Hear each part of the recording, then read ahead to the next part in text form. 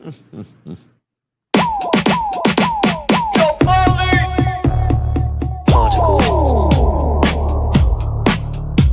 Can I tell you something, Tony?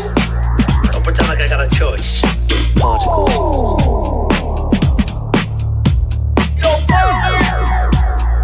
Here we go.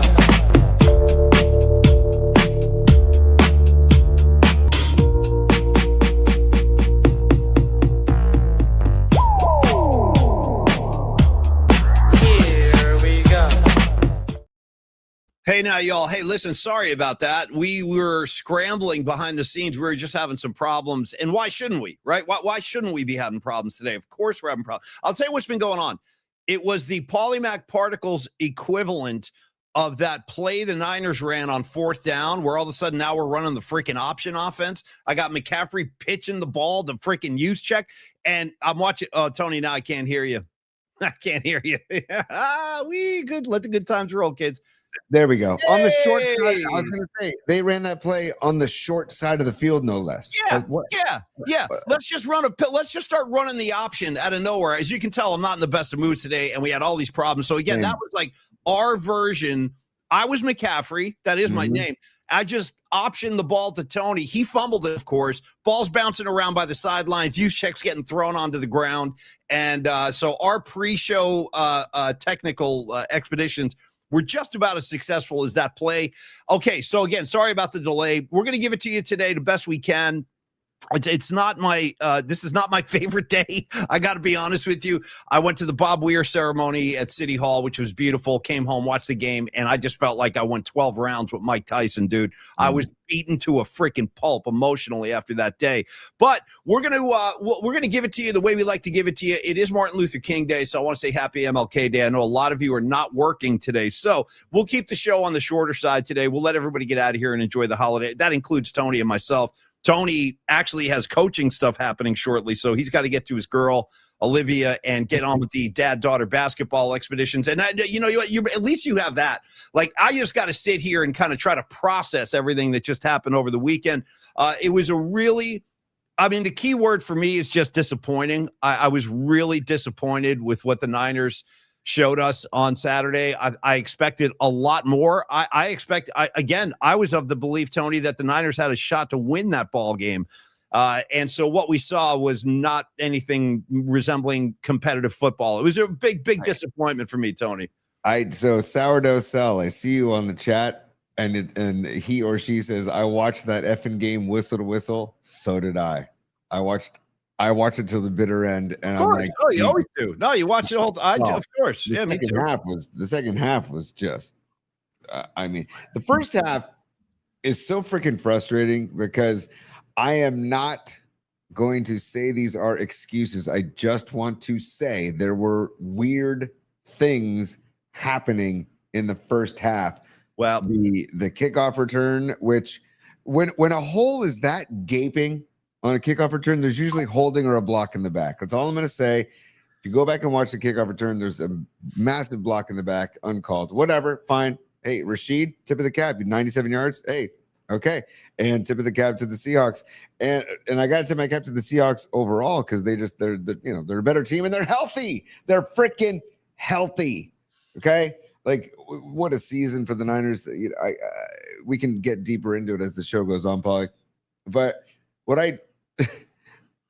the timeout on the 4th and 1, before the crazy now we're a run option team with what the hell was that, dude? What in God's name was that? I don't think I've ever seen Kyle run that play once, ever. Now we're trying it out in a divisional road playoff game. Yeah, let's run the option to the short side. Like you said, like there's no real estate over there. Yeah, let's just try to jam it around the edge. Dude, we couldn't match their speed on the edge like that. We'll go finish your point because I got a bunch of stuff. Go ahead, man. Go ahead.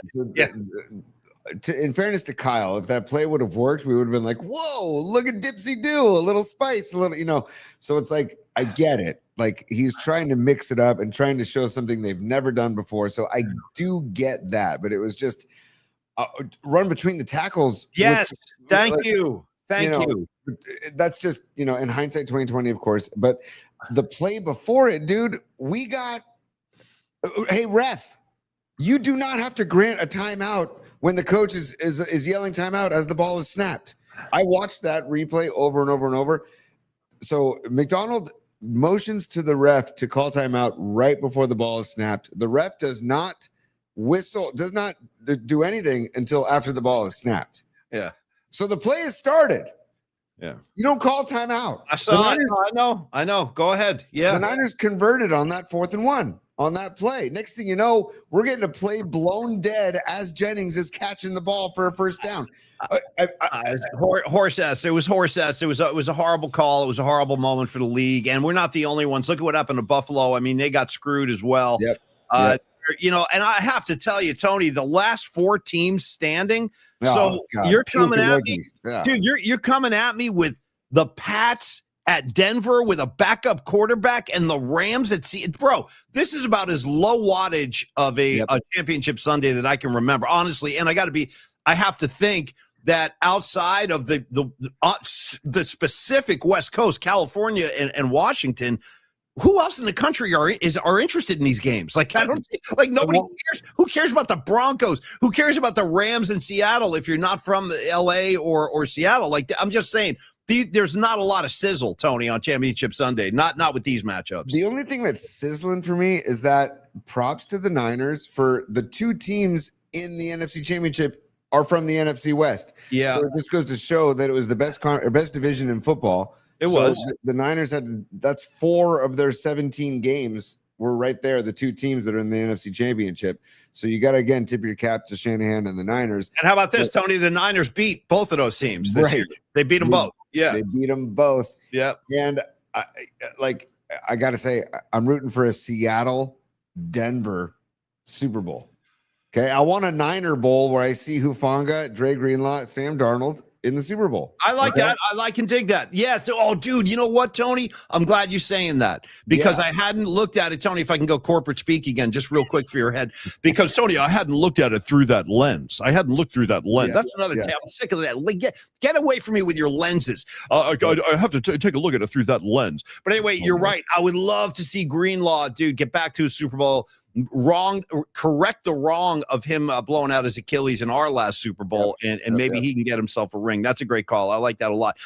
It's funny, Tony. I do want to talk a lot more about the Niner game, and we're going to. But I did want to talk about do you want to talk about Sam Darnold 17 pass attempts? Like, 12 of 17. Well, and they win the ball game, dude. It was a cacophony of horrendous missteps and stats like that are going to drive me crazy. Right. Tony, I do want to say I want to talk more about the Niner game. We're going to. Yeah. And by the way, just for all of your heads out there, for Rags, you just entered my dome and you're walking around in my brain right now. I was this close to dropping a red lenses, dude. I was that close. And I was like, you know what, Rags? It's a little too obscure for the masses. I'm going to hold back on red lenses. All of a sudden I look over, there's Rags. Red lenses. Great. Thank you, Rags. Thank you for completing my thoughts. I did want to say, Tony, I had a revelation last night. I really did. Yeah. I had a particle revelation last night. I was sitting there. I'm watching that Bears game, and Jesus, what a ball game, dude! That throw Caleb made, running literally towards the other end zone. He was running in the opposite direction. Stopped, threw it up right to the receiver, right to that tight end, and it was just an incredible play. But when here's that happened, Paulie, I thought this game's over. It's a Bears are winning this game. Bears are winning this game. That they've had that magic all year in the last 2 minutes. Like that's when Caleb comes to life. He did it again. But you know what occurred to me, dude? After the Rams won that game, I started sitting there and I was like, duh, dude. I had like a light bulb went off over my head, which is rare for me. Yeah, I did. I dropped the duh on myself. Duh. I was like, bro, the signs have been there all year for us. We should have recognized the signs. That goes for me. That goes for you, the PNP familia. All this fascination we have with the elf, with McVay. It's been there all along. Like when, Tony, you tell me another season ever in football history since I've known you where you and I get fixated on another coach like that, and he's on sleds, he's got the Heisman Trophy. I was like, of course the Rams. This is going to be the year of the Rams, dude. All this elf stuff. So it occurred to me last night that maybe the signs have been in front of us all along. our fascination with McVay. Yeah, that's right, guys. Come on, man. We're going to the title game, guys. Yeah. I gotta say, as tough as this may be for me to do, Come on. first of all, part of the Niner coaching tree. First of all, Yeah. Second of all, dude, he game called his ass off. Like he does. He's a good big game coach, man. Whether you like him or not, whether we riff on him or not, like first of all, he doesn't give a damn what we're saying, and second of all, he's a good coach in big games. I kind of envy that, actually. To be honest with you, I like his play calling in big games. And he was calling good plays, especially on third and fourth downs. Like a lot of the times they were the short quickies to Nakua. Yeah, but like it's still first of all, if you have Puka like that, you could just wouldn't it be nice to have like just an incredible like a number one receiver like that? Hey, Brandon Ayuk, wouldn't that have been nice? Probably wouldn't. Dude, I had what's so funny? You know what? You mentioned Ayuk too. I was lashing out at Ayuk during the game. I'm like, yeah, way to go, jackass. Not like we couldn't have used your help today. Right. You know what I mean? Like not like we could because. By the way, while we're getting into, I don't want to get too ahead of myself because we're going to do studs and duds. Yeah. And one of my duds with a D, y'all, is directly related to the 49ers. So I'm going to hold on to that thought. But yeah, dude, you're right. We really could have used Brandon Ayuk.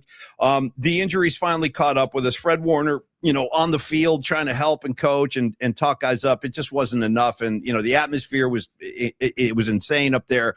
But as crazy as it was and as soundly as the Niners got beaten on both sides of the ball, I think the Rams can go up there and win that game. I do. I don't think that's going to phase. I think what the Rams just got through in Chicago was, yeah, they ran through that gauntlet, man. I think they're going to handle themselves pretty well. I expect a ball game at least. I don't expect a rout on either side.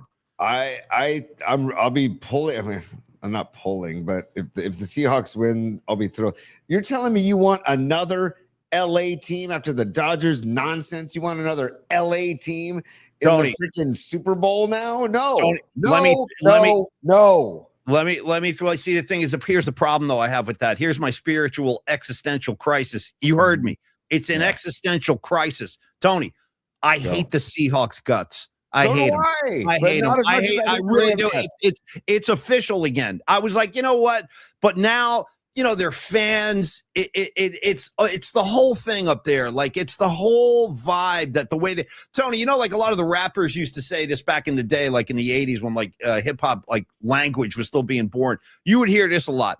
They're fronting. You know what I mean? Yeah, totally, the Seahawk fags are they're fronting. They're up there fronting. So I don't know, man. Well, I right out of the gates, Paulie, I dislike both teams immensely. Yeah. But I dislike the Rams much more than I dislike the Seahawks. I'm actually on the other side of that coin right now. Right now, I hate Seattle more than the Rams. Yeah, the elf is wearing me down. The elf is wearing me down. Dude, he had his Gore-Tex on yesterday. Yeah, we're going to keep playing. I like the way our guys are hitting right now. Like, dude, you saw him interviewed. He had the hat on, dude. He still with the little glint in his eye. Yeah, McVay's starting to seduce. What else do I have? What do you want me to do? I'm just saying. I dislike. You're lashing out at me now. Now you're lashing out at me. I got to tell you, though, I cannot support. Listen, I'm with you. I want Greenlaw to get a ring. That's what it's about for me now. Let's get a ring on Greenlaw's hand. What about Darnold?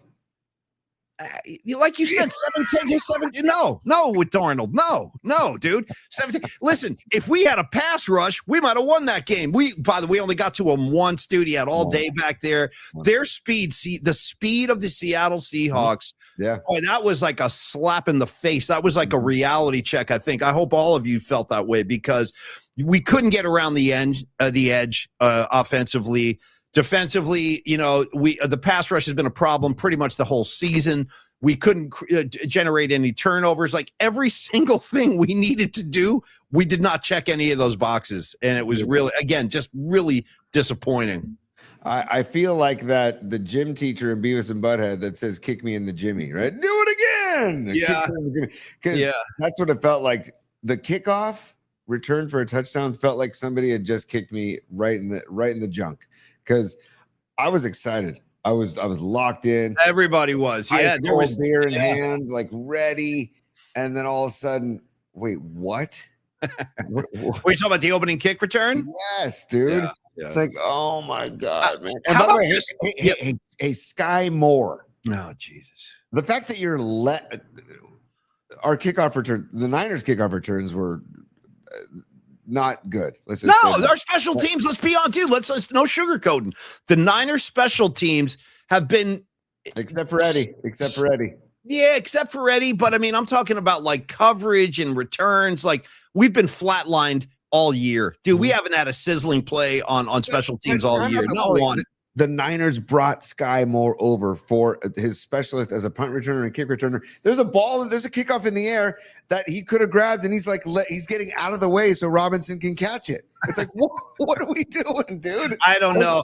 I listen, and it's part of the game. I mean, you don't ever think about it, but you know what? Special teams, man, it matters. It counts. I mean, when was the last time we had a threat returning punts? Honestly, John Taylor.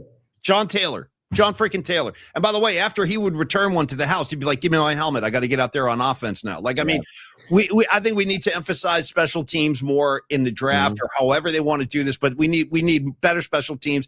They need a pass rush. They need a wide receiver, dude. They need a wide receiver. Dude, I'll take 2 wide receivers.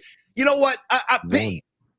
Where was he? Where was everybody's favorite guy? Where was everybody's favorite guy that's reinventing the wide receiver? Oh, we love Ricky. Where was he? Where effing was he? I'm pissed. Dude, our wide receivers didn't do jack S. That goes for Pearsall. That goes for Jawan. Yo, Jawan, you want $20 million a year? Where were you? No. The only guy who was making plays as a receiver was Tonjes. Yeah. And then he got hurt, of course. Well, and he also coughed up a fumble on a huge play.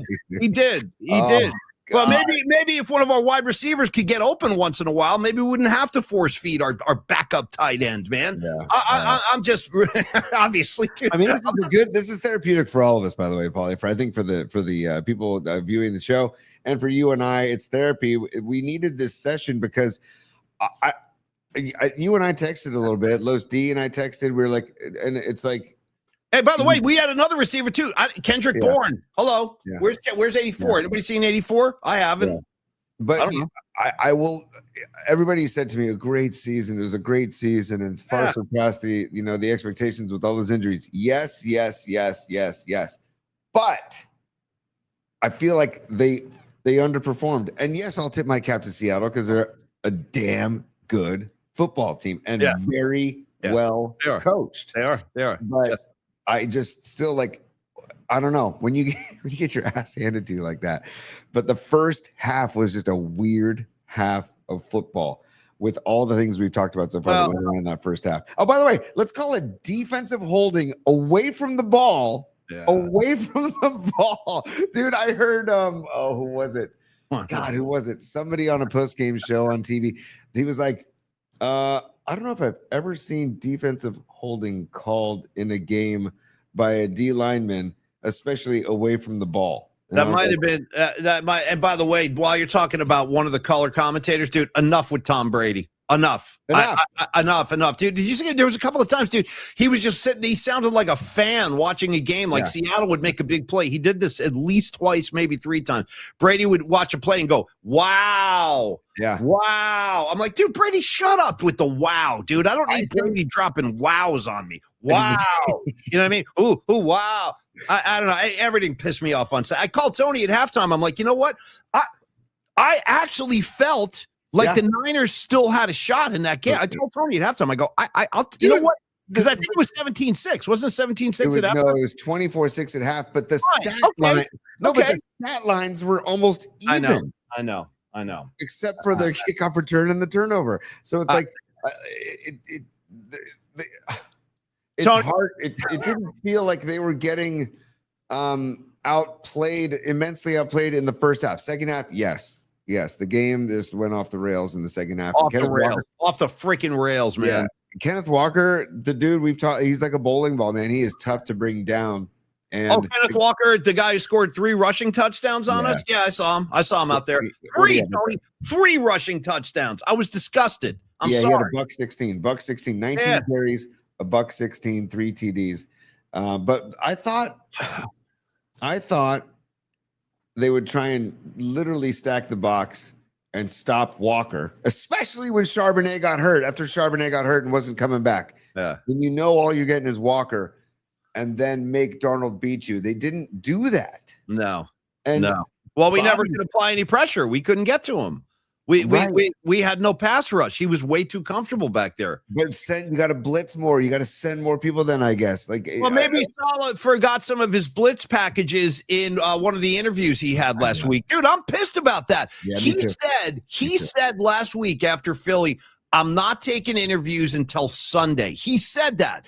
Yep. And then I find out, dude, he's doing 2 interviews on Thursday, including I guess one of the interviews, I think it might have been with Tennessee, went deep into the night. What the hell, bro? Cool. Dude, awesome. That's great. Cool. That's especially great. When the Niners can't lay a glove on Sam Darnold. I find that out. I was like, well, that's just wonderful. That's great. Yeah. I mean, I thought about that too, Paulie. I'm like, oh, I'm glad that he is spending the time where he should be game prepping, interviewing. It should almost be illegal. I hope he had time to go down to the fish market, Tony. I hope he could watch the guys throw the fish around and go see Jimi Hendrix's house and go to the our Kurt Cobain memorial. You know, I hope he got to go up to the Space Needle. You know what I mean? Take some snapshots. I'm gonna just enjoy this. Enjoy the city. Enjoy the game, brother. Sorry, you guys can tell I'm upset, but it's year after year now, bro. How much more of this we supposed to take? You know, and then on top of all of that, let me throw something else at you. Big picture now. Seriously.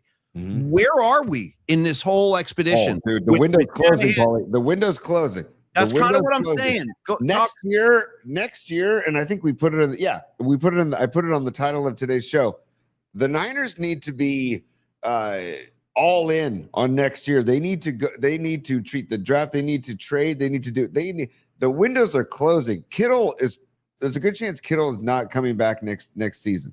Or if he does, or if he does, let's just be fair about this, because you're right, Tony. You got to remember that. You don't just come bouncing right back from that injury. So if he does come back, I still think he's going to probably miss 8, 9, 10 weeks. I mean, you don't expect Kittle for the whole year next year is your point, and I'm with you. Yeah. And the McCaffrey, the overuse, and he's getting older. Trent Williams, who knows how much he's got left in the tank.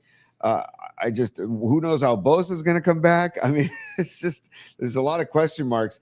And look at this, Paulie. I just wanted to show this on the screen just to kind of put it in perspective about this season, but about how they need to do something to be all in this coming season. I can't believe we're saying this, man, but they got to. Purdy's window is wide open, right? I think Purdy's got. Can I stop you right there? Well, go ahead. Finish your thought, and then I want to talk about Brock Purdy a little bit. But let's do. Damn, look at that.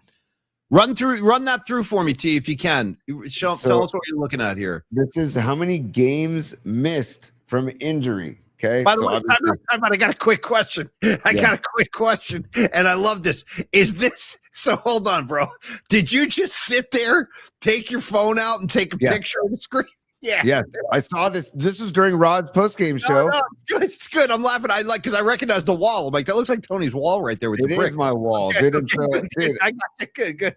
Yeah. I saw it. And I'm like, oh, you know what? I'm taking a picture of that. I'm snapping a picture of that. I like how trying to angle too. There's like a little angle to it. Like, yeah. But go ahead, bro. Go ahead. It's all the games missed because of injury. 18 from Ayuk, 14 from Bosa, 11 from Warner. These are all our best players. These are our Pro Bowl guys, by the way.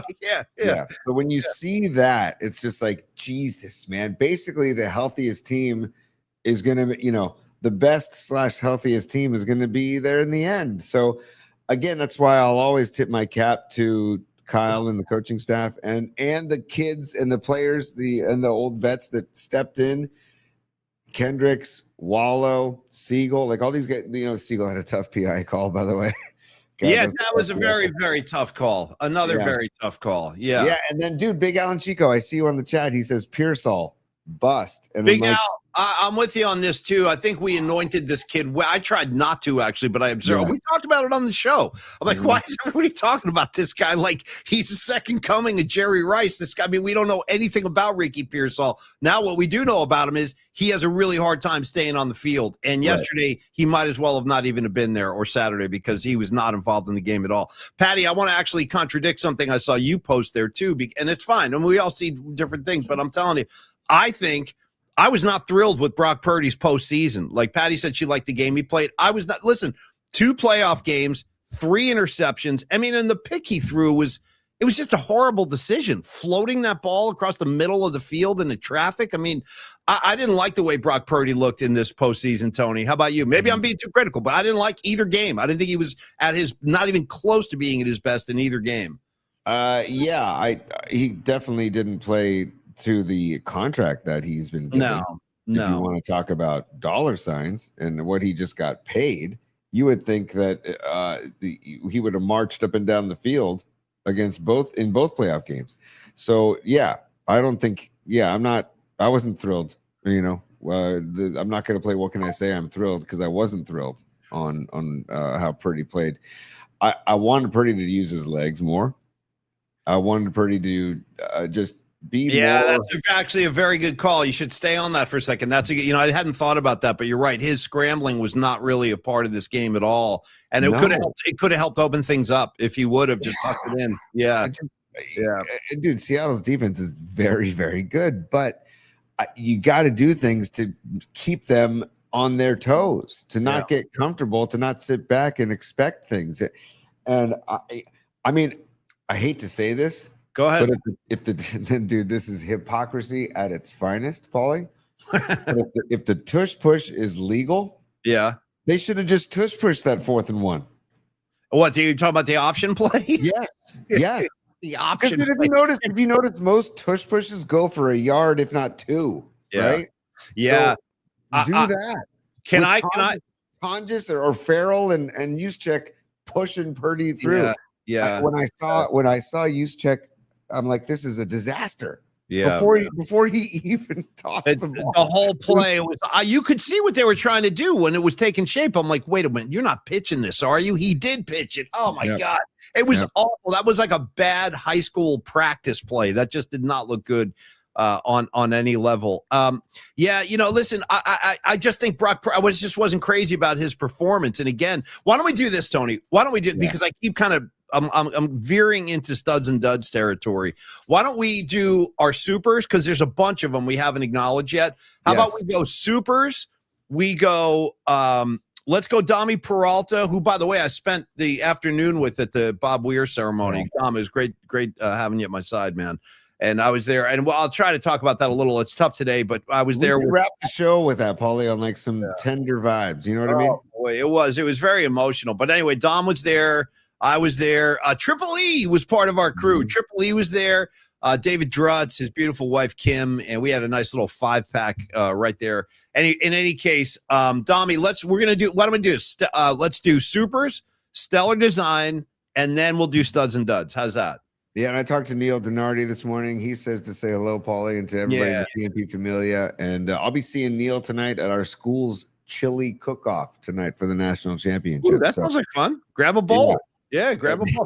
Who's got the cornbread? Somebody going to be baking up the cornbread? I hope. With jalapenos, brother. Yeah, good. With jalapenos.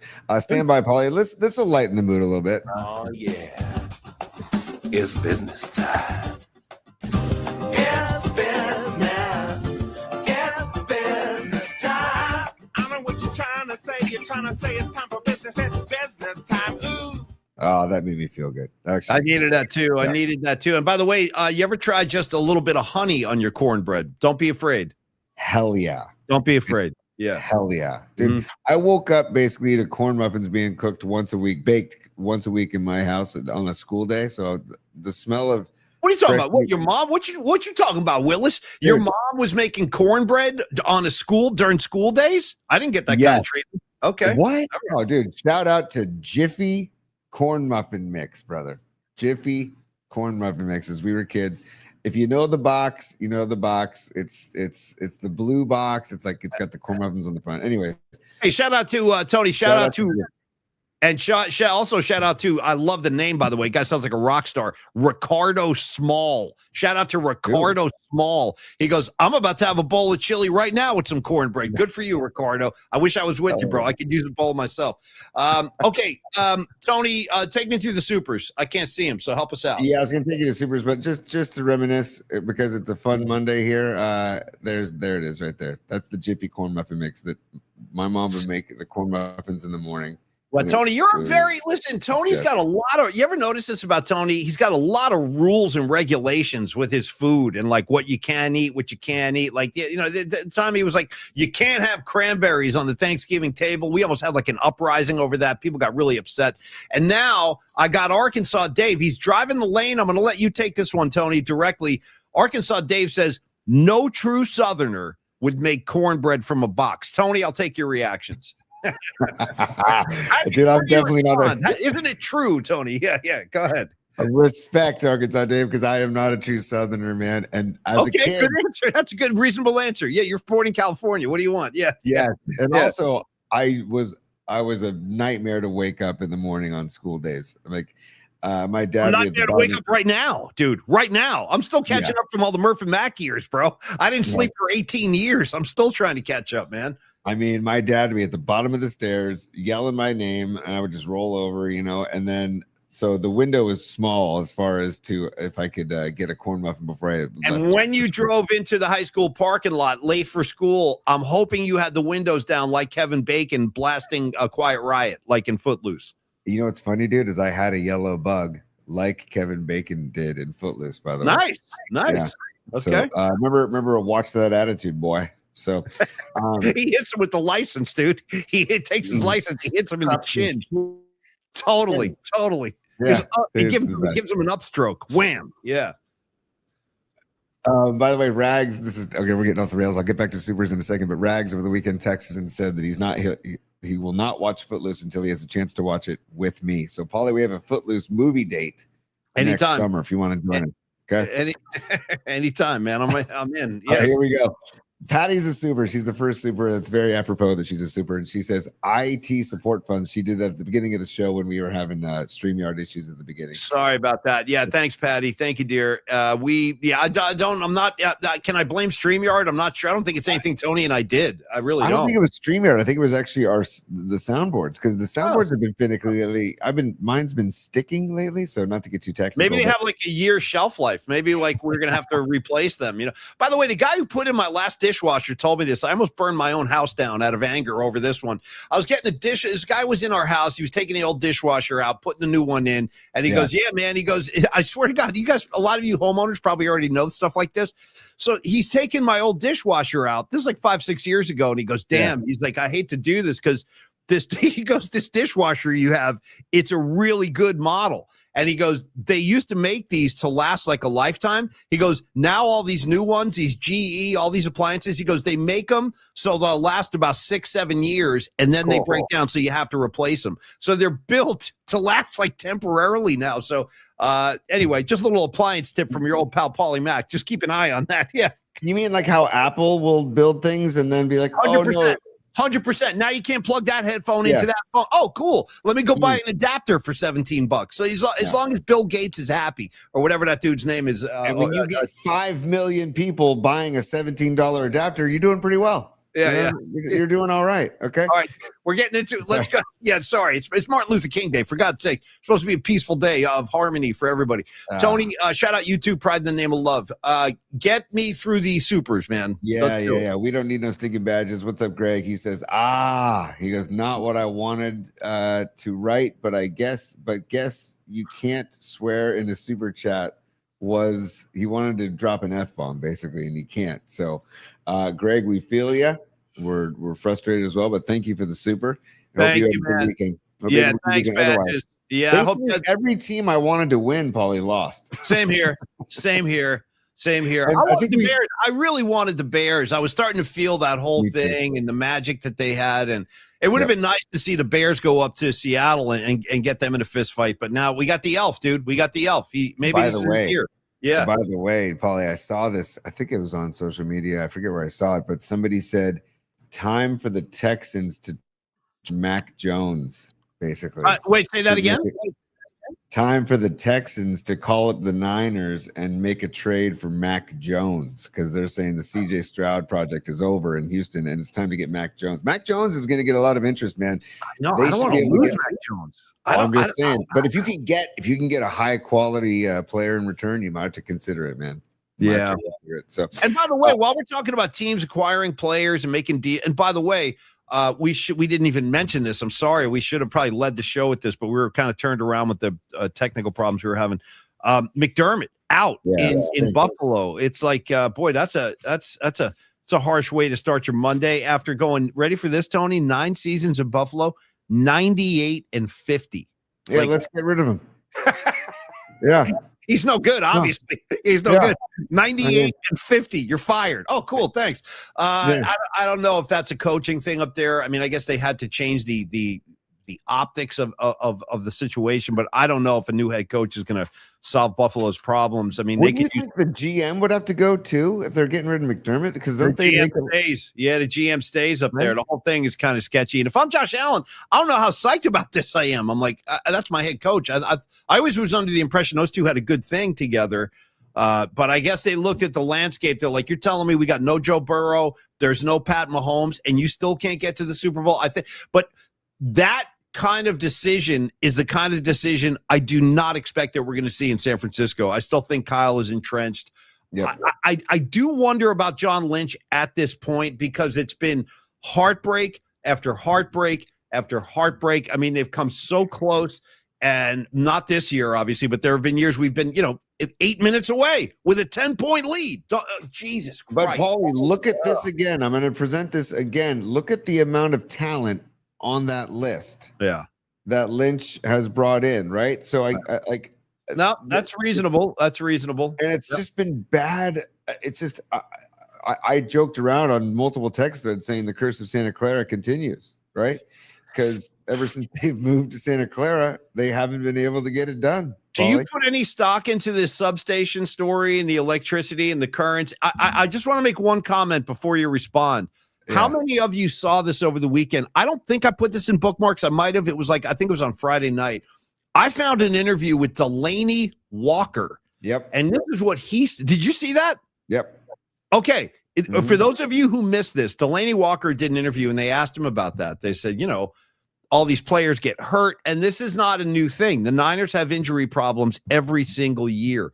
I actually think there might be some validity to that. I really do. It can't be good for you to be that close to that kind of high voltage currency and God knows what else. So Delaney said when he was a 49er, there were rumors at that time. This is going back 10 years now. And he said there were rumors going around that substation was giving people cancer in the area. How about that? And I haven't heard that in this round of injuries, but people are concerned. How do you feel about that whole story? Do you put anything into that? I'm trying to just kind of dismiss it, but it keeps on popping up, man. Guys keep getting hurt. Popping up, and guys, I thought for sure that Ton just blew out his ACL. I mean, his Achilles. I thought for sure. I'm like, oh, did he just pop his Achilles too? That's what I thought. And so, what was it? What was it? Was his foot? By the way, was that his? Yeah, yeah. So I don't know. I don't know enough about EMFs. The only EMF I know is the freaking unbelievable. Yeah. But that's the only EMF I know. And so when you're talking, I mean, like you said, when you have a massive substation right next to you, it can't be good. It can't be a good thing. You know what I mean? Yeah. It's like when you see those cell towers like right next to like a park or a school, and you're like, oh, that's interesting.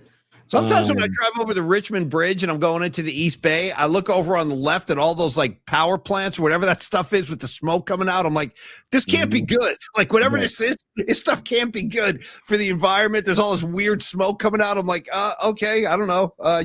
You got permits for this? You know what I mean? I don't know, man. It's just, but you're hearing it so much now. Yeah. You're hearing it a ton, and people are starting to like look into it more. And I guess that, people have said, well, they've practiced there since '88 or whatever. And yeah, but I guess that they renovated that substation and added much more juice to that substation. They renovated. Yeah. They did, supposedly. Okay. Great. I don't keep up on a few more BTUs on this bad boy. I don't know anything about the terminology. Yeah, I want like 10,000 BTUs, and let's up the voltage. Let's make sure guys are getting messed up. Well, see, to me, I brought this up because you mentioned the curse of Levi's. I don't know. Yeah. Maybe the football gods don't like this. Maybe the football gods are like, Go ahead. Santa Clara doesn't like the 49ers. Yeah. And by the way, how many times did they do it last night in both games? San Francisco awaits. Oh, these teams are going to be heading to San Francisco. It's like, no, they're not. No, they're not. They're going down to like TGI Fridays, bro. And they show like the Bay Bridge. Oh, look at the glimmering city of San Francisco, world class. Oh, it's a world class city. Well, you guys ain't going to be there, so don't even worry about that. You know what I mean? Don't maybe show the roller coaster at Great America. I don't know. Paulie, just like Martin Luther King had a dream, okay, and I every year we watch that speech with my kids. Yeah. But and by the way, respect to MLK Day for everybody. And but the dream I have, it's a much smaller dream than MLK's dream, is Chase Center.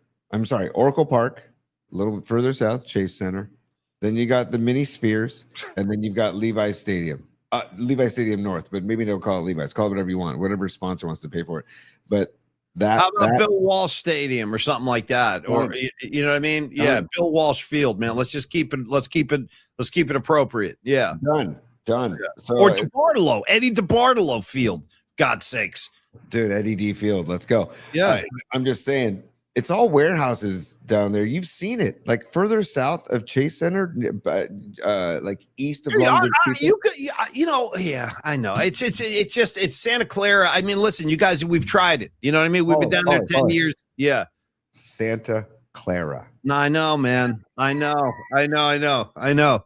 SC, buddy. When's the SC going to be on the helmet in front of the? I know, dude. I know. Whatever happened to 3rd Street? Shout out Carroll Street, dude. Can't I park in the dirt lot anymore? What the hell? You know what I mean? By the way, there's probably still enough real estate they could probably rebuild right on the Candlestick property. I think there's still enough land out there. There's nothing there, dude. It's just a dirt mound. What are we waiting for?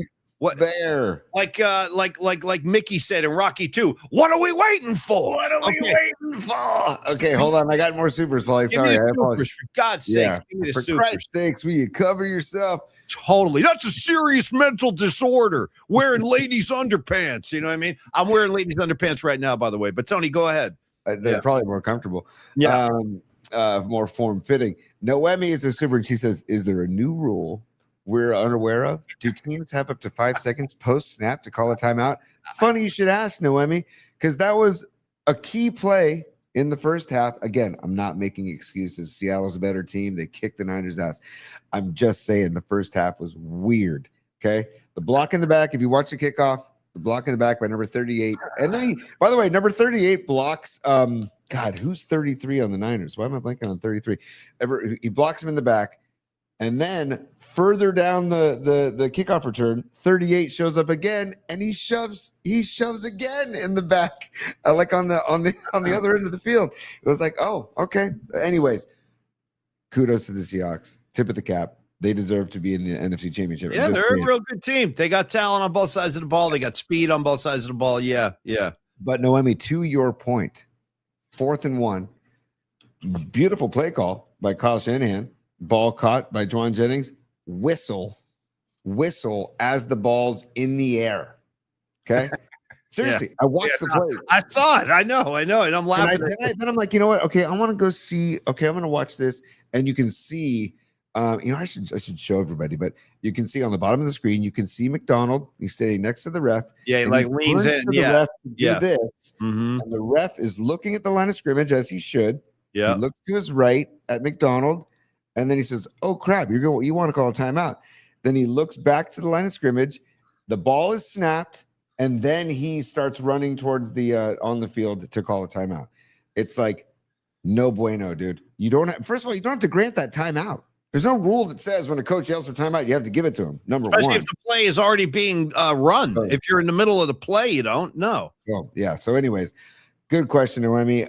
Maybe we'll find out next year if there's a new rule. But thank you, Noemi, and thank you for the super. Love you. And Big Alan Chino, by the way, Big Alan Chico is saying that he's saying that when they show the footage during the playoffs next week, maybe we can just get a moving shot of Highway 237, Tony. Scenic 237. It's beautiful. Or some of the business parks down there. You know what I mean? Like, hey, this is where Hewlett Packard works. You know what I mean? Oh, cool. Wow. Yeah. Dude, down 237 is a great call. Maybe you can get Morgan Hill show them Morgan Hill. I don't know. Maybe if you want to do California some justice, go to Gilroy and come north. Show Gilroy with the garlic. Show Salinas with the lettuce. Show Watsonville with the strawberries and the artichokes, and like really give props if you want to. Yeah. But this nonsense of like, oh, who's gonna make it to San Francisco? Neither team will be staying in San Francisco. I don't think it's an hour away at least. Yeah, at least. Such crap. It's such crap. And by the way, we haven't even talked about how the Broncos got screwed. I'm sorry, the Bills got screwed. Well, that's why I mentioned the McDermott thing. It's like, all things considered, and he loses his job over that loss. It's like, man, maybe they should be talking to the refs about that one too, because if I'm a Bills fan, I'm not happy at all. I said the exact same thing, Paulie. I was watching it with my buddy James, and I go, could you imagine being a Bills fan right now watching this? Like Dr. Young. Have you done a wellness check on Dr. Young today? I haven't. No. We should check in tomorrow on this for his spot. We'll check in. Candlestick Kid is a super. Candlestick Kid saying happy Monday. It's baseball season, PMP Mafia. Hey, we're 3 weeks away. 3 weeks away. Hey, Giants, maybe you want to do something. You might want to do something before we start the season. I don't know. Tony, I like the group that we have. I don't want to spend any more money. I got Devers for you last year. What else do you need? And Adamas, and I like the group. Anytime I hear the owners with that kind of language, I know we're effed. And by the way, Tony, did you see, speaking of baseball and speaking of one of your earlier points today, it's really, really hard to root for any Los Angeles team, really under any circumstance. I mean, maybe the Angels, I'll let them go because Tolbert likes them and they're not bothering anybody. The Angels are just down there being the Angels. But after the game, dude, did you see Stafford with the effing Dodger hat on? Did you see it? I thought you meant his teeth. No, he did when he was doing his post-game press conference, he's at the podium with a Dodger hat on. I'm like, now I hate your guts. Now I freaking hate your guts. Like I wanted to maybe, think, all right, this guy's going to probably win an MVP. Let's just give him some respect. He comes walking out with the Dodger hat. I'm like, now I hate you. Now I hate your guts. Yeah. You know who's not wearing a Dodger hat is Sammy Darnold. Okay. Sammy Darnold's not wearing. I hope not. Yeah, I hope he's not. That's why I'm rooting for the freaking Seahawks. Although he could, because didn't he play at USC? He was a USC kid. Yeah, he could pull one out of the closet, dude. But don't. Yeah, you never know. You never know. Yeah, I can't, dude. If the Dodgers win the World Series and then they sign another jackass for hundreds of millions of dollars, and then the Rams go win the Super Bowl, it's just a horrible time to be a pro sports fan in the Bay Area. It's not easy. No, it's not easy. By the way, speaking of being a sports fan in the Bay Area, you do, and we can talk about this during the Long Bridge spot. But Warriors at home tonight. It is, I think, Miami. Miami's coming in. Warriors not. They're 5 games over 500 right now. Don't look now. Warriors are actually playing decent basketball. The Kuminga thing is still unsettled, but they are playing tonight. And if you're off today, again, we'll cut the show a little shorter today so you guys can enjoy the day off. But there's NBA basketball going on right now. You got the Thunder, you got Cleveland, and then there's games all day leading up to the Warrior game. So enjoy the NBA hoop, and then we'll talk about the title game a little bit before we wrap today, T. Wait, Paulie, refresh my memory. What's the soundbite? Enjoy. I want all of you to enjoy your cake. So enjoy. That's Hyman Roth. That's Godfather 2. Yeah. I want all of you to enjoy your cake. So enjoy. Yeah. Hyman Roth, dude. I love the enjoy. Yeah. I love it. Hang on one sec. A fortune in the molasses business. Yeah. Oh, you know what? Hashtag feed the thumb drive, because I think that's on the thumb drive. Oh, there it is. Sure. Dude, Escobar Cheeks the third.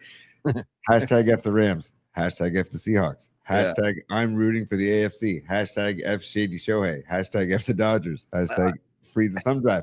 Hashtag F Brandon Ayuk. Me too. Hashtag I'm not mad. I'm disappointed. Hashtag smash the like button. Dude, Escobar Cheeks. You covered it all, Escobar. You said it all. And I got to tell you, I'm disappointed, but I'm mad too. I'm both, Escobar. It's like I'm conflicted on a variety of levels.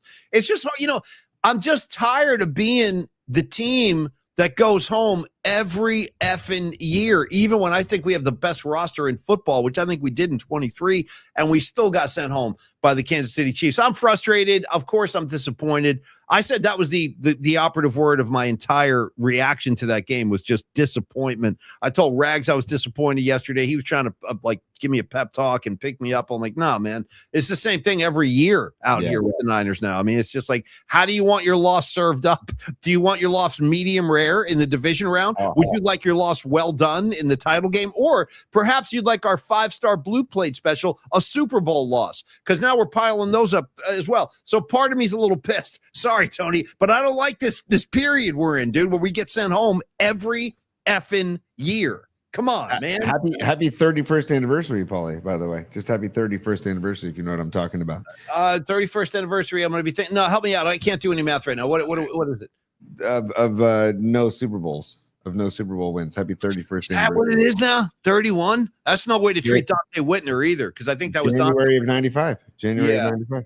That's so 31st anniversary. That's happy anniversary, buddy. Oh, by the way, out of nowhere. Anniversary. Yeah. Right. Yeah. Can we I have a big birthday to celebrate at the end of the show. Let's just put it that way. Okay. Good vibes. I can use that. Right? I can use that. Escobar checking in one more time. Thank you, Escobar, for doubling up. It's a double. He says, we need to have an off-season focus on O-line. Hashtag be meat curious. Hashtag no shaman. Hashtag no butt stuff. Hashtag move back to the city. Yeah. Hashtag no practicing next to a transformer.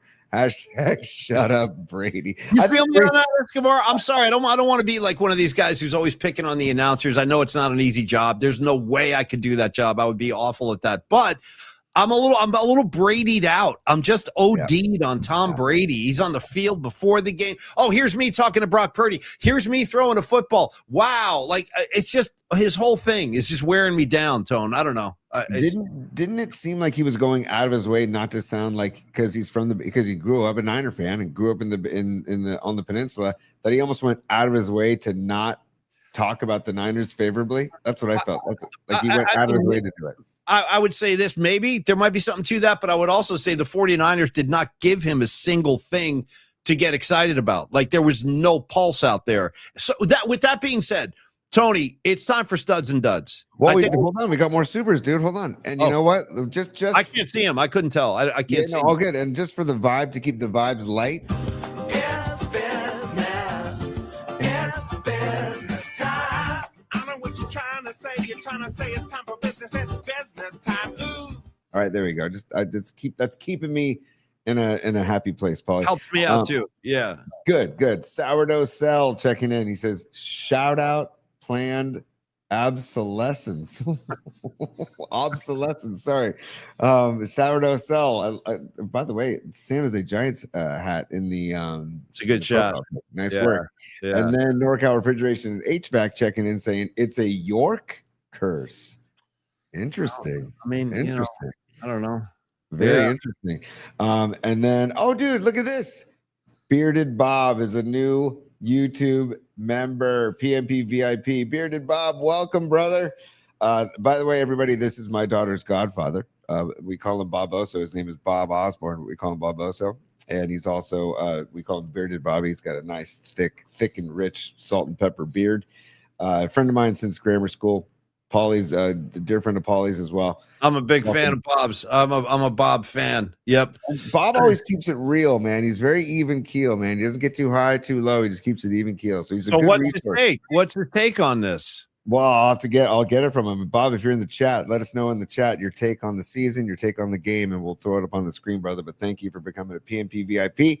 And you can like and subscribe at the bottom of the page on YouTube at Polymax Particles. Thank you all for your support. Yeah, we're gonna keep smashing that algorithm, as they say. Right, we gotta hit that algorithm.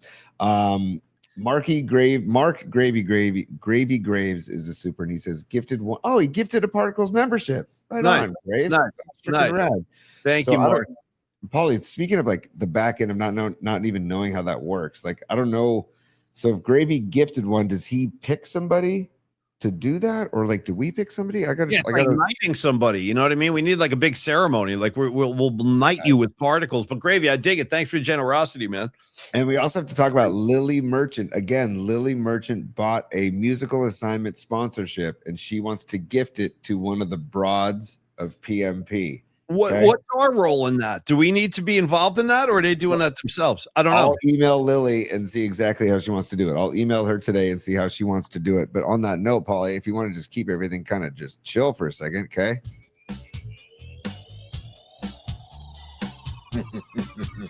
Turn it up a little.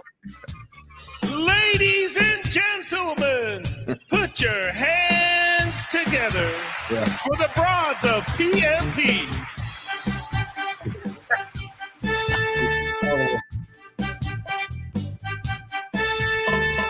Giants and Niners and pop culture takes. They bring the best every day. The broads of PMP. Yeah. Oh, so good, man. So good. NorCal Refrigeration HVAC. That's the man behind the scenes making I that. love the hooks, dude. Blah, blah, blah, blah. Blah, blah, blah, blah. These so are good. the broads of PMP. And by the way, they named themselves. Don't give me the angry hate mail. Don't say broads. They call themselves the broads. Tony, quick question.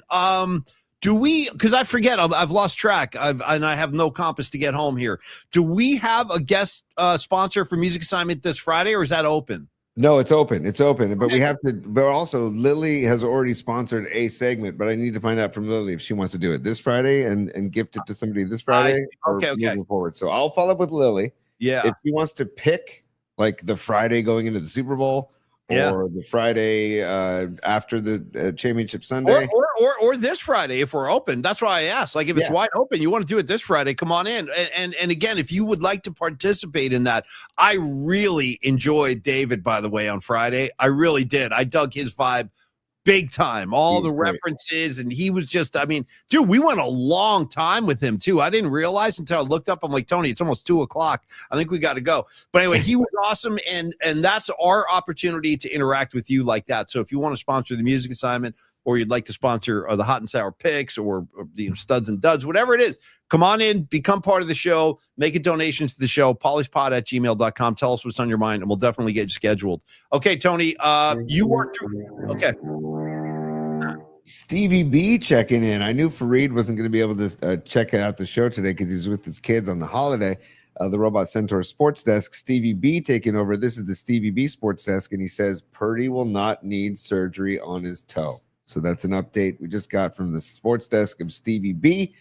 Thank you, Steve Bisecchio. Appreciate it, dude. And so that's good news. That's good news. I mean, hey, he what did he miss? 6 games? 8 games? What was it? Go back to your chart. Yeah, go back to your chart. We'll confirm it. 8 games, Tony. Jesus, dude. That's half the season, essentially. I mean, it's essentially half the. And by the way, again, shout out to Mac Jones for stepping in and playing really good, solid football in his absence. Okay, are we still going, or do we do studs now? Yes. Okay. Bob Oso is checking in. Bobby, let us know your thoughts on the game. We need your, no, he says here's the chase. He says big picture. Think big picture.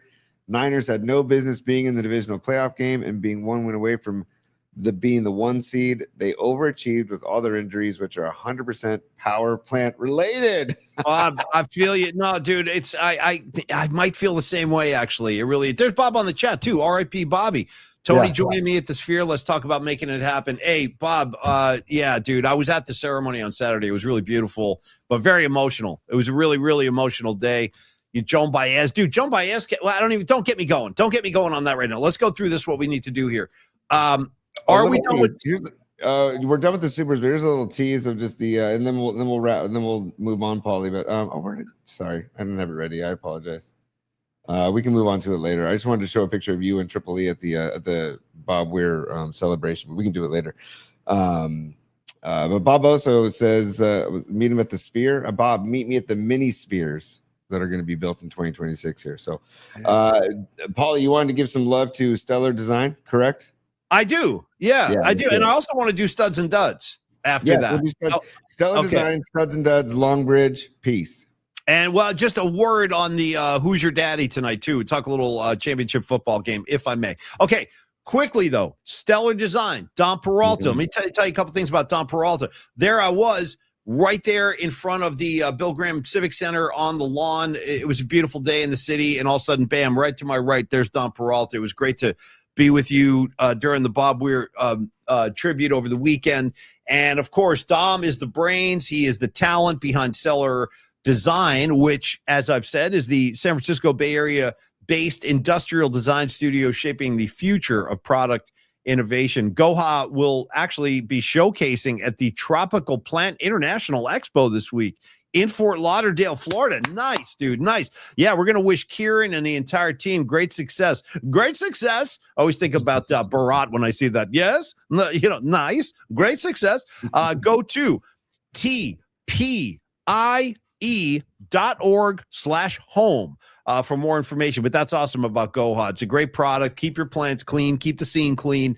And again, as they will be showcasing at the Tropical Plant International Expo in Fort Lauderdale. You should have gone down there for that, Dom. You should take it like a business expense. Yeah, I got a big thing going on in Fort Lauderdale. Go get some sun for a couple of weeks. Again, tpie.org/home. tpie.org/home. Go check it out, kids. The Stellar Design also creates award-winning design with a meaningful connection between people and product and brand. That's a big part of Dom's thing. He makes the personal connection and he cultivates that and does killer work, man, regardless of what the occasion is or what the need is on your end. So if you're an individual, you have an idea and you just want to kind of bring it to life artistically, give it a look, talk to Dom. If you are a startup company and you're just getting this thing going out of your garage, whatever you're selling or working on, talk to Dom. Let him get some logo ideas in front of you.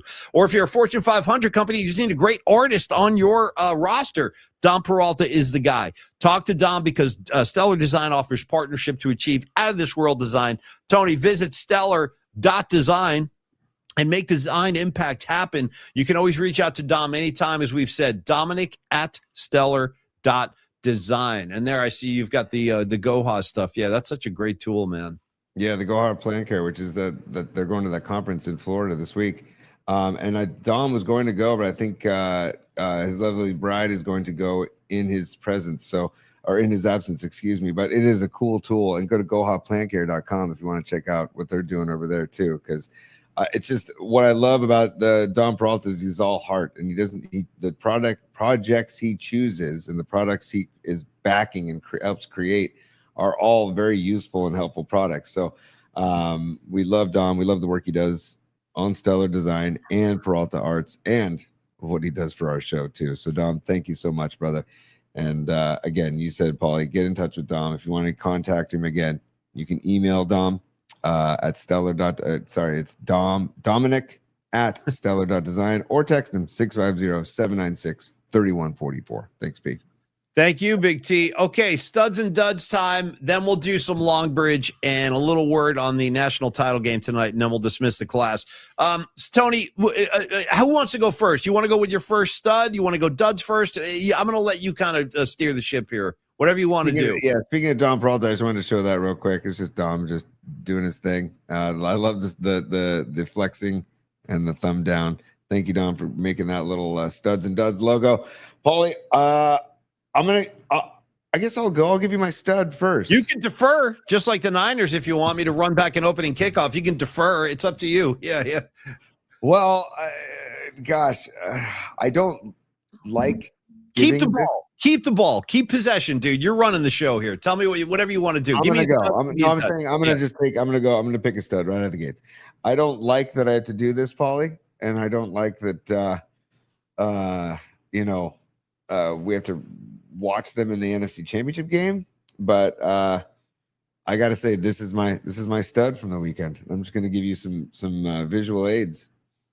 Sean McVay is my stud from the weekend because I felt like he coached his ass off. He made great play calls on 3rd and 4th down many times during that game. When the Bears tied that game at that final, or not final, but almost final play of the second half, he rallied his team together. I don't know if you saw that, but he rallied the team together, coached his ass off, and they ended up winning the game. I thought for sure when that miracle play happened, I'm like, oh, this game's over. Bears are going to advance. And the fact that the Rams won that game, freezing temperatures, they're a turf team, they're a warm weather team, and they go in there and they win that ball game. It was really impressive win for the Rams. I got to say, though, go Seahawks. Go see. And plus the stuff that we weren't allowed to cheer about, the musical scene in Seattle, we kind of deflected last week. now we can embrace, or I can embrace. I think, Paulie, are you going to root for the Rams, Paulie? Are you telling me that you're going to root for the I Rams? might be leaning towards the elf right now. Yeah, it might be me and the elf going all the way. Yeah.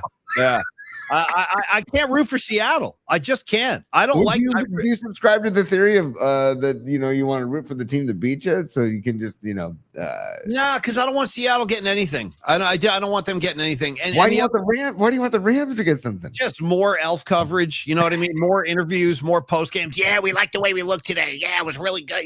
Let's get some more footage out of this. If anything, let's get some more comedy out of this. All right, I'm going to answer your stud with my own stud of the day. And if you're done, are you finished, Tony? Or are you still going? That's my stud. Yeah, that's my okay. stud. Okay, and it's a good one. That's a good one. You got to give the elf some love. He coached well in big games. Not the first time either. Yeah. Hey, I want to shout out Noemi, Lady Catalina. Of course, she goes. She had a question when you were talking. She goes, "Can I give a stud who was on the losing team? Because I think Caleb Williams should have been a stud."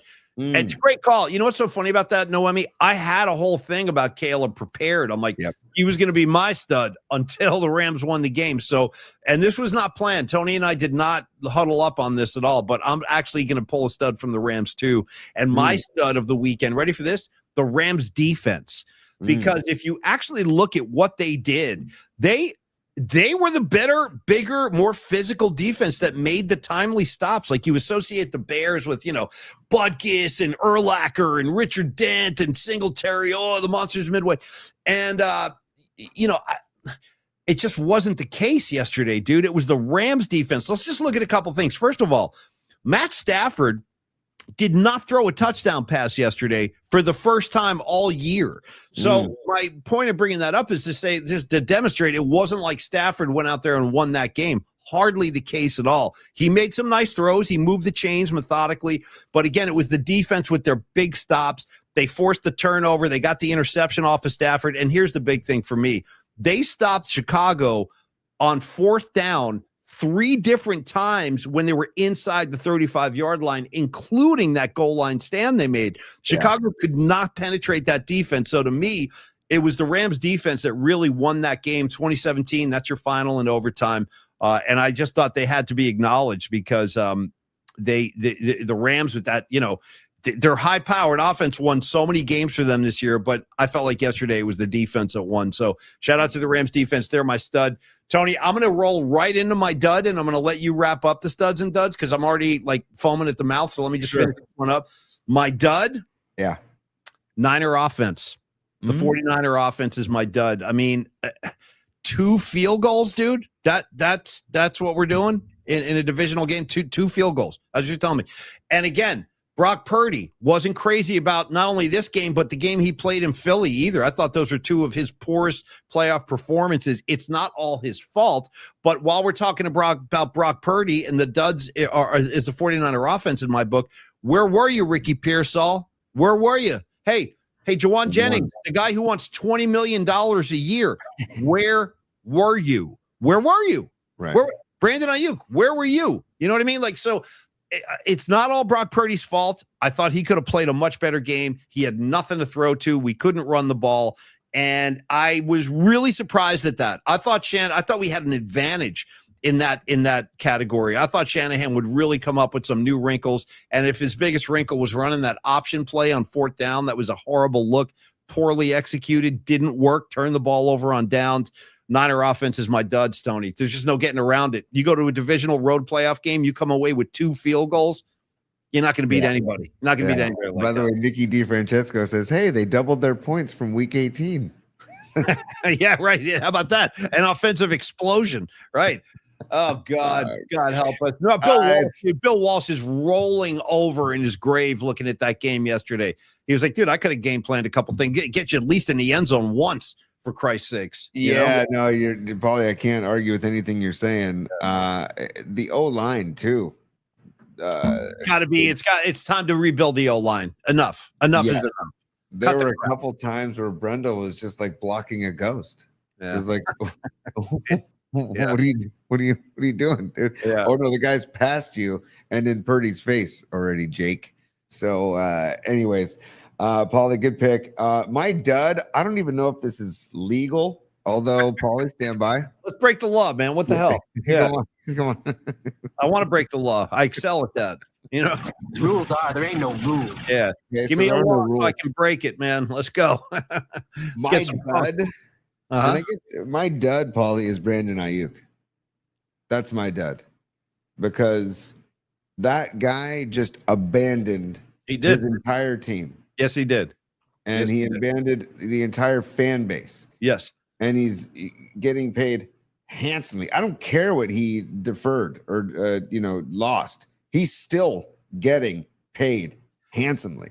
So he's my I would love dad. to know too, Tony. I would love to know, why is he so disgruntled? Like, what's the honestly? And where is he? Where is he? Nowhere. I don't know. Fred Warner's on the freaking sideline, dude. Like, Yeah. It just, so my dud and double guns, double Yeah. to Brandon Ayuk, dude. Yeah. Yeah. Get lost. You're an embarrassment to the NFL, to the Niners. Like, it just, I really, really, really disgusted by Brandon Ayuk. I mean, it's just, you let so many people down. Yep. And you were healthy to play, dude. You were healthy to play. Yep. And you Couldn't be bothered. Couldn't be bothered playing. Yep. couldn't be bothered. And Tony, answer this question too. I'll be as objective as I can, but what team in the NFL is going to look at him after this year and be like, "Oh yeah, we got to sign this guy"? Like, Right. who in my opinion, like, his value should plummet because I agree with everything you said. He abandoned his team and now he wants a new opportunity somewhere. Right. I don't see how the two things are connected. Why should I give him a chance? Put him on a salary of any NFL team when I don't even know if this guy's going to show up if he's in a bad mood. Dude, I don't know either, man. Oh my God, Paulie, I just got a blast, and this will make us laugh. And this will help you. Dom Peralta just sent us a new McVay. Good. Yeah. Give me here one. we go, buddy. This is Happy- what we need. This is what we need. Yeah, guys. Yeah. So is it popping up yet? Sorry. Happy early Valentine's from Okay, good. Yes. McVay, from McVay on a sleigh. That's pretty good. That's good, Yeah. man. So Paulie, you're a big McVay guy. Now, everybody says they like Drake May. What about liking Sam Darnold, the guy who wore the red and gold? Like, By the is way, that not- Drake May, everybody's favorite little new quarterback on the scene, Drake May. This kid fumbles like it's going out of effing style, No, dude. This not, guy, not like CJ Stroud, though, Paulie. Not like Bro. CJ Stroud. dude, CJ, what is going on with CJ Stroud, dude? What is going on with him? I don't Like, know, man. he had his best season as a rookie, and ever since he's going down. Dude, he's throwing right now, wherever CJ Stroud is, he just threw another interception. Like right now, he's throwing picks, dude. How many Totally. picks? I mean, dude, he's a pick throwing machine, but Drake May cannot hold on to the rock. Just remember that. He fumbles way too much, Drake May. I honestly think Seattle can win it all. Yeah, honestly. oh, I do too. They could I really easily do. wind up winning it all. And I just looked too, Paulie. They're 2.5 point favorites already against the Rams on Sunday. So the Rams are going in there plus 2.5. So that'll be interesting, man. How'd you do on hot and sour, by the way? I went 1-1. I split. Yeah, I split. The Yeah. Niners, obviously, I took the Niners, and obviously we know what happened there. And then I took the Bears plus 3.5. Yeah, I And, took the Pats. I got the Pats, and I lost the Bears because I took No, I'm sorry, I didn't take the Bears. I took the Broncos. That's right. I took the Broncos. And the Broncos covered. Yeah. Okay. Because they won by 3, right? They won by 3, and the point spread was 1.5. So Oh, we God both bless did it. America. Noemi is a super. Noemi is a super. So we wanted to put that up there. Thank you for being a super, Noemi. And by the way, Lady Catalina hot sauce, ladycatalina.com. Check it out. Oh, yeah.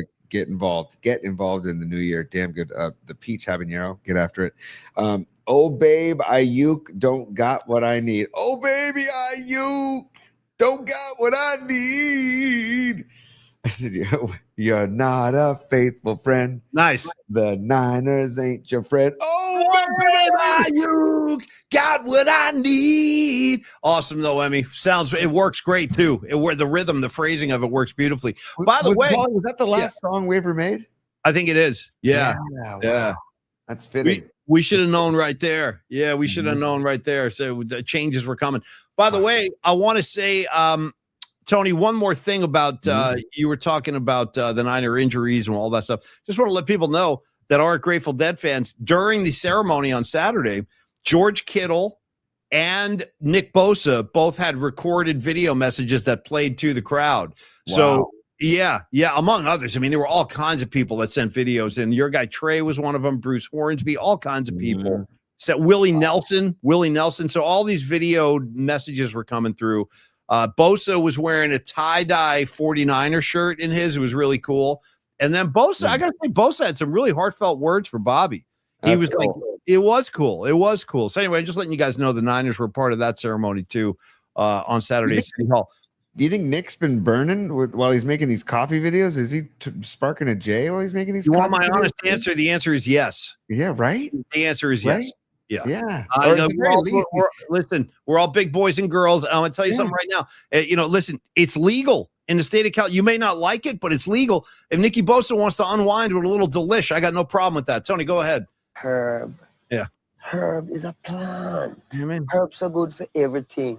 Okay, herb's so good for everything, Paulie. I'm gonna have to agree. Yes, I love that, and I love that Bosa has seen the light, as they say. Once in a while, you get shown the light in the strangest of places if you look at it right. One of my all-time favorite lyrics of all, just ever. That's ever correct. Written. That's correct. One of the greatest lyrics ever written. Yeah. I don't even know where I was going to go. By the way, sorry about the false alarm about Trey. When I was at the thing on Saturday, everybody was like, Trey's on a plane. Trey just landed at SFO. Trey's on his way to the Warfield. So everybody thought like Trey Anastasio was going to be there. I got swept up in it too. And I told Tony, dude, Trey's at the airport. He's coming. He didn't show up he did send a really beautiful message, but this rumor that Trey Anastasio was going to play Saturday night at the Warfield did not pan out. Sorry about the false alarm, because I got swept. I sent it to Bearded Bob and I sent it to other people, but it's all good. Whatever. It's getting. And I also got to give love to Mayor Daniel Lurie running the city. Oh yes, dude. Thank you. No, you say mayor. You're not talking about John Mayer. You're talking about the mayor, honorable mayor of San Francisco, Mayor Lurie. Double entendre, Paulie. Double entendre. I want to say, Daniel Lurie, great job making this event happen, giving the thumbs up on this. And then also John Mayer's 8.5-minute tribute to Bob is it's a must watch. It's beautiful. Yeah, it was so beautiful. And they played freaking Ripple at the end of the day just in case you didn't see this. That was Bob Weir's guitar he played, and that was Bob Weir's tie he was wearing. That bolo tie, that was Bobby's tie. And he also had Bobby's guitar, which was a pretty amazing. That was Bobby's tie. That's cool. Yeah, Bobby's tie too. Cool. And you're right. I think the mayor deserves a round of applause. He gets it. He gets it. And I was really, really happy with his comments. Let me tell you a funny story about a mayor who doesn't get it real quick. There's a true story. Then we're going to go Long Beach Pizza. Then we're talking Indiana Hoosier football. Then we're out of here. Yeah. So in 95, when Garcia died, I was still living in New Jersey, and they had a major ceremony in Golden Gate Park for Jerry Garcia. And I know some of you were probably there, and it was like this beautiful all-day thing. All these people showed up and spoke, and it was just a chance to get everybody together and kind of send Jerry off. They were supposed to have one a week later in New York City at Central Park. Ready for this? Giuliani, who was the mayor at that time, came out and he would not issue permits for the park. So they had to cancel the celebration, because New York was a big town for the Grateful Dead. San Francisco and New York were their big, that was where they played more gigs than anywhere else. So I was so offended by that this is the only time I've ever done this in my whole life. I wrote Giuliani a letter and mailed it to him, an angry letter. I'm like, so let me get this straight, Giuliani. Let me just make sure I'm getting this straight. So you're cool every September when the Dead come to the Garden and play 6 to 9 shows at Madison Square Garden. You're cool with that. You're cool with the revenue that they're putting into your city. Right. But now we can't have a ceremony to honor the guy who just died that raised how much money for your city over the years. Right. And it's the only time I've ever done that in my whole life. I fired off an angry letter to Giuliani, and I was like, yeah, dude, essentially I told him he sucks. For canceling that ceremony. Well, anyway, good for you, man. Good for you, Paulie. And that dude has shown his true colors ever since then, man. Shout out to the video of him in the hotel room with the woman, and he's undoing his belt and stuff. Oh God, dude, what a mess! Awful. What a mess! Awful. What a mess, dude. Awful. So you know what? Double guns to Giuliani too, man. Yeah, and a warm hug to Mayor Lurie, who, by the way, frequents WCAL San Francisco football games with Reardon and SI and SH. Where did he go to high school? That's a good question, actually. But I know he went to the Bruce Mahoney football game this year at Kezar Stadium. I know he that. gets it, dude. The guy freaking gets it. Hey, listen, when we had the ceremony at Skomas, I think it was the 60th anniversary of Skomas, dude, he was right there making speeches. He remember that, Dommy? Me and you were there. And Mayor Lurie was there also giving Skomas some love. You know where Mayor Lurie is going to pop up next, Tony? Take a guess. I know. Do you? No. Longbridge Pizza. See what happens? And I'm not even kidding. If Mayor Lurie hasn't had Longbridge Pizza yet, we need to get a hold of some of his handlers over at City Hall and be like, you need to get the mayor down to Longbridge ASAP. We got to get Mayor Lurie into the oven. Let's get him in the oven. We got to get Lurie in the oven. We got to get him down to Longbridge. We got to show him how we do the 3rd Street two-step, the Longbridge Aero Chase Center dynamic, the double play, we like to call it. And then he'll start seeing things in a much different light. Anyway, Neil Denardi and Longbridge Pizza. Neil, I missed you on Saturday, but I know you were busy, and the Bobby thing was really, really a beautiful day. And it's all of it's online. If you want to watch it, you can check it out. But Neil Denardi, the man who runs Longbridge, is a very big Grateful Dead fan himself. And the Dead are part of his interior. Like when you go to Longbridge, you'll see pictures of Jerry and old Grateful Dead posters. You probably hear some Grateful Dead music being played because Andre and Steven and the whole gang down there, man, they really have like a family, a lot like we have one here in the PMP community. Longbridge is like that too. They call their family the Vibe Tribe. And they say, join the Vibe Tribe. We have a laid-back vibe, but we offer serious pizza. And he's not kidding about that, man. Not kidding. In fact, Dommy Peralta, I think was at Longbridge yesterday. Was that yesterday, Dom? I get pangs every time you Peninsula guys do that. You're like, yeah, I'm at Longbridge right now. I'm like, I hate you guys. I'm getting pizza envy because I'm up in San Rafael. I don't have time to run into the city and hit Longbridge. But I'm glad you guys were there over the weekend. And I hope if you're going to the Warrior game tonight, do stop. Oh, actually, they're closed. It's Monday. My bad. I forgot. They are closed on Monday. On that note, sorry to cut you off. Jump in real quick. On that note, though, Warriors have a back-to-back. They play again tomorrow night. They're hosting Toronto. Of course they have a back-to-back. Yeah. They're 7th of the year, by the way. They're 7th back-to-back. Come on. What the hell? Dude. Well, if you're going, let's go, right? So go to Longbridge Pizza before the game. Tip-off's at 7 p.m. Get into Longbridge for a pizza and an ice-cold beer. Again, I can't stress it. We always talk about the pizza and the sandwiches and the salads. It's all fantastic, but his beer selection is as good, and it's all local breweries. You got Cellar Maker, you got Bear Bottle, you got Original Pattern, you've got Russian River, just to name a few. You got Altamont, I think, brewing in there as well. So Neil and Andrew, they know what they're doing. They support the local businesses. The butcher for all the meat at Longbridge Pizza is right around the corner from them in the dog patch. Olivier's Butcher. They're all about the coffee that they drink is from their buddy Sami.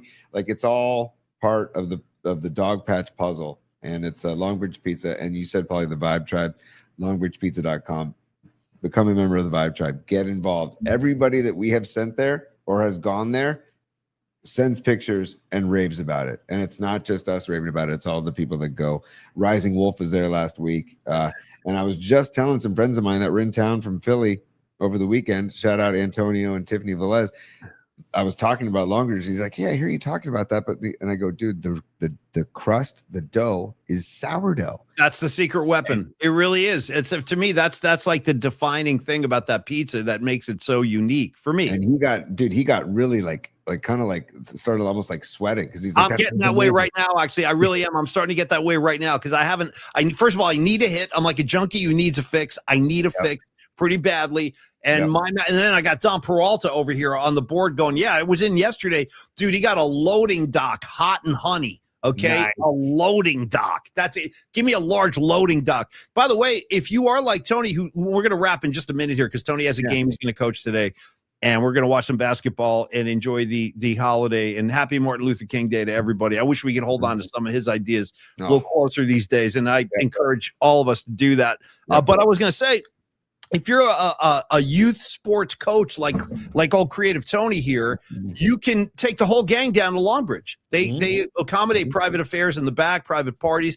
They can hold between 20 and 25 people. So most teams can fit very comfortably in the back room. And then try some of the pizzas Tony was just talking about. If I may humbly suggest the Polymac Particle Pie, I love the pizza. Neil let me help design that bad boy, but I also love the Nico. The Sophia is strong. Tony loves the squares on Wednesday, and I also love the sandwiches on Wednesday. So try the a chicken parm sandwich, the Vinny's Gabagool. It's just great food, great vibe, great attitude, and a real family thing they got going down there at Longbridge. So it's longbridgepizza.com. If you live in the city, last thing I'll say, and you want to try their delivery, go for it. Neil has asked you just place that order on their webpage. So go to longbridgepizza.com, place your delivery order, and enjoy the best pie in the city. Tony, I'll tell you another thing. Good luck, United States of America. When all you guys, if the Patriots make it, all the mass holes are going to come out. If the Broncos come here, I know they're going to be all over the place. And here's what I'm saying: they're going to be down in Santa Clara looking for pizza. I can't help you. No. I can't even name a pizza place in Santa Clara. No disrespect. If there's any good ones down there, you guys, I haven't heard about them. So I'm saying, like, we're gonna have to redirect all the traffic back up to the city, hit Longbridge, then you can drive down to Santa Clara. But again, Tony, your knowledge of Santa Clara pizza places, I can't name one. I don't know. I know Original Joe's in San Jose. That's about all I got, and they're not known for their pizza, and they don't even make pizza. Right? Well, I think they do make a personal pizza. I think they don't know if they do or not. But that's not their selling point. So, and also Neil. One thing also about Neil is that he will come to you if you're hosting an event, a private event or an event at a school or everything. He'll come to you. He'll do his pop up. He'll show up. Yeah, and make pies. Right, he'll drive the pizza wagon right to your house. Yes, exactly. So, and you can get a hold of Neil at longbridgepizza.com or follow them on Instagram, man. Steven runs a phenomenal Instagram page for them. He really does. All those pizza videos, yeah, they're awesome. They really do a nice job. And he gets funky with the music. He gets funky with the graphics and stuff. And Steven's a funky dude. I love him. And so at Longbridge Pizza on Instagram as well. So follow them as well. So, and they're closed today. So check them out tomorrow. Warriors tonight. Warriors tomorrow night. If you're going tomorrow night, check them out. And by the way, Paulie, as I get us out of the oven, Paulie, news. Where is it? Steph Curry has been named a starter in the All-Star game. That happened during our show. You know who's not an All-Star, Paulie? LeBron James. Boom. Well, he's not starting. I know he's not a starter, and I'm sure he's all upset about that now. He's going to have a hard time dealing with that. Yeah, he's not an all-star starter. If I didn't say that, I apologize, but he's not an all-star starter. That's what I meant to say. I love that. None of the peekaboo, no peekaboos, none of his nonsense. Did you see the other day him rolling, doing like log rolls on the floor? I saw the log rolls, and the best part about it, I actually don't think he was physically touched. No, like I don't even think there was contact. Like I don't even think he got grazed. And dude, log rolls, great term, dude. It's like when he's jumping out of a moving car, like he tucked and rolled. And again, Tony, no contact on the play, like dude, zero. Yeah, I just don't get it. I don't either. I don't either. Enough of him, dude. You know what I love? Like sometimes I'll be scrolling around Twitter and there's a whole thing online and people always arguing about like Michael against LeBron. And like they'll show like people who love Michael Jordan will put a picture like this up with this caption. I've seen it so many times. And the guy will say like, this is y'all's GOAT.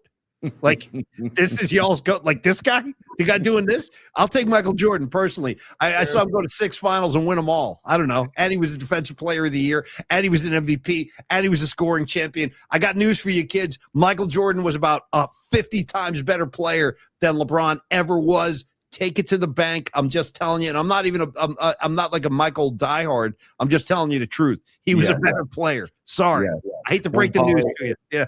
You know how Winx makes t-shirts? I think I have a special request from Winx. I think I might want this on a t-shirt. Well, I'll tell you the truth, Tony. I don't know if you know this or not. And one of my big things is I would love to get you to start listening to more Devo at some point in your life because you'd be you trust me, there's some really good stuff in there. Yeah. It's like techno electronica 30 years before it even happened is what Devo is doing. But anyway, Tony, they have a song called Peekaboo. Okay.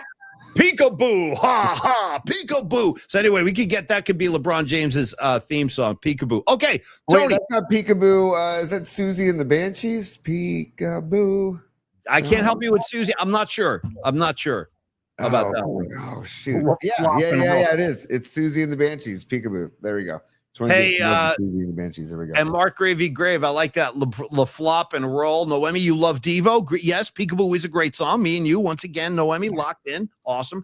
Tony, final thoughts of the show, and then we're going to dismiss the class. And I want you to tell me Who's going to win the national championship game? Go. Stand by. Oh, yeah. It's business time. This was probably 15 minutes ago. Stevie B's a super. I got to give him some love. Stevie B saying Niners desperately need speed. Yep. What was the whole? I feel the need for speed. How about that, Polly Top Gun? If we're being honest, CMC can't run anymore. Feature him more in passing. Get a running back. Get speed at wide receiver. Pass rush O-line. By the way, Jordan James had a nice burst, by the way, for the Niners. Number 29.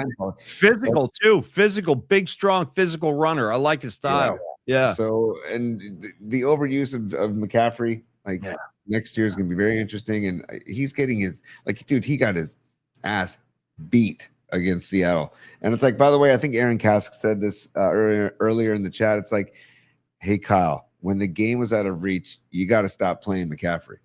The game was out of reach, and he's still running McCaffrey out there with a stinger, you know, that he had at halftime. So anyways, and then Cheeks is the one last super for the day. He says, it won't let me put the words B-A go suck eggs, maybe. Yeah. He said suck Fucking eggs. egg. I think Escobar would like to be a little more vulgar, but he's not being allowed to. So It's all good, baby.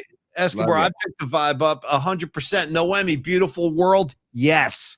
Yeah, I'm a big Mr. DNA, Mr. Kamikaze, all that stuff, dude. All of it. All those first couple of Devo albums. They're like really subversive, really cool stuff going on there. Tony, for the love of God, I need an answer. Hoosiers, Hurricanes, go. Hoosiers all damn day. Me too. Me all too. damn day. I want Mendoza to get the W. I want Indiana to get the W. I want to see videos of Damon Bruce celebrating with his kid. Yeah. He's like, there. Damon Bruce is at the game. He's in Miami right now. Yeah. Good for him. Good for him, dude. And Mendoza doing it where he grew up in Miami, you know? So it's a cool story for Mendoza. Have we ever seen more of a Boy Scout quarterback than this kid? I mean, he's like straight out of Bible school, right to your doorstep, and he's throwing touchdowns. The kid, he doesn't give a damn. He's got the power of God in him, and he's not going to be denied, man. That's how he strikes me. Can I be a total dick for a sec? Yeah. There's got to be something. It's too squeaky for me. Too squeaky. Way squeaky. Yeah. I'll get him dirty. I could dirty him up. Yeah. Give me one weekend with that kid. I'll get him in the news. I'll give me one weekend with that kid. Hey, Fernando, let's go to South Beach for a couple of nights. We'll let me show you. Yeah, let me show you where the guys were trying to pick up Murph. There was a bartender who was trying to pick up Murph. It was the best. We went to some. That's right. Yeah. This underground speakeasy. The downstairs. Yeah. Really super cool, trendy Miami place. I forgot how we even wound up there. You had to have a password to get in one of those kind of places. And we're sitting there, and the bartender looked at Murph. He was like pouring Murph a drink, and he goes, you know, you're a beautiful man. And I was like, Murph, nice. You got to go after that, dude. You got to go after that. Breaking his balls. But anyway, true story. And no, I'd be like, hey, you know, if I was with Mendoza, I would just like light the bong and be like, yo, man, hold this for me for a second. Click, take the pen. No, I'm kidding. I wouldn't do that to him. All right, Tony, I'm with you. I want the Hoosiers to win too. Miami's been there before. By the way, last thing I'll leave you with, if anybody missed this, it's maybe worth checking out.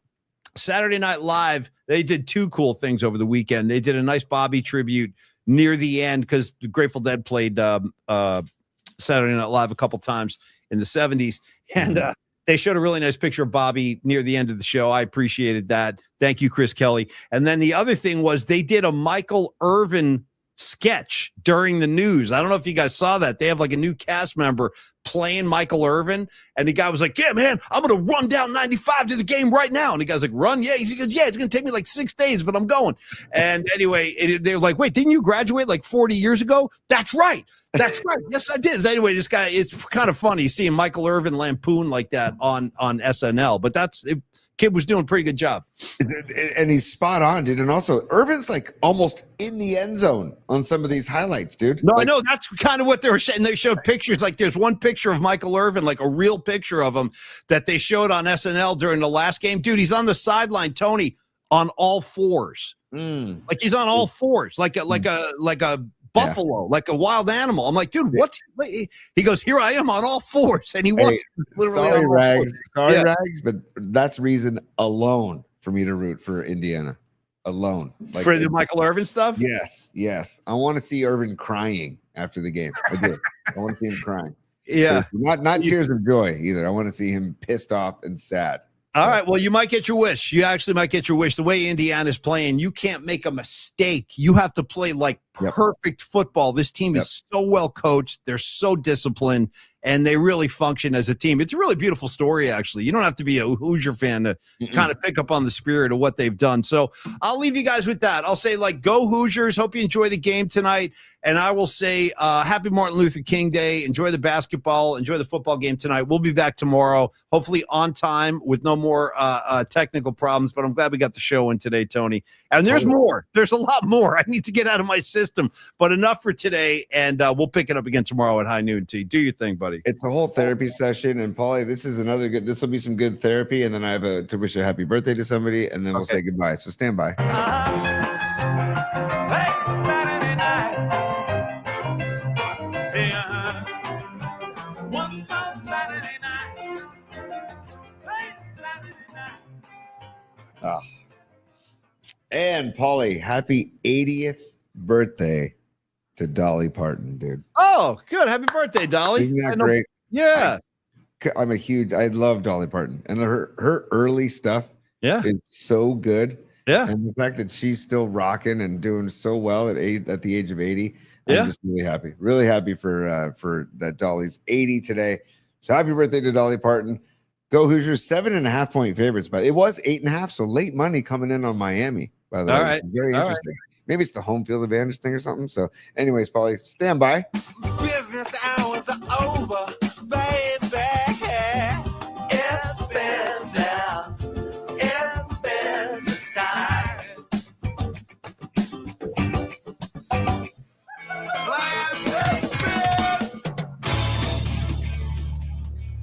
All right, kids. Thank you. Hope you had a good time today. We always have a good time doing the show. Escobar, Dom, Badges, Karen Bell, Miguel, and Rags, and Cheeks, and all of y'all. HVAC. I love you guys. Dami Peralta, Noemi. Hey, we'll see everybody tomorrow. Stevie B, you be good too, man. Big Al, you be good. All of y'all. Thanks for tuning in today. We'll do it again tomorrow. Enjoy the ball game tonight, and enjoy your holiday. I know a lot of you have the day off, so you guys go out there and do your thing, and we'll be back tomorrow at high noon. Cheers, y'all. Peace, y'all.